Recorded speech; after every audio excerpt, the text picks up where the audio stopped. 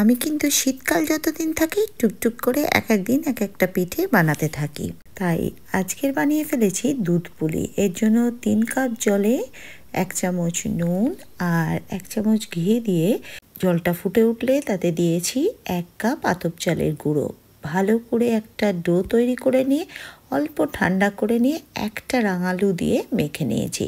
রাঙালু দিলে পুলি খুব নরম হয়, বাসি হলেও শক্ত হয় না। এবারে খুব মোলায়েম করে মেখে নিয়ে তার থেকে পুলি গড়ে নিয়েছি।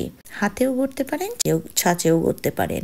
যতক্ষণ পুলি গড়েছি ততক্ষণ দুধটাকে জাল করে নিয়েছি।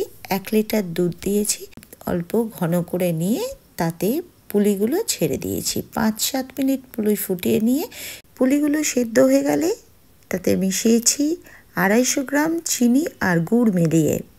গুড় মেশানোর পর আর জাল দেওয়ার প্রয়োজন নেই। ব্যাস তৈরি দুধ পুলি।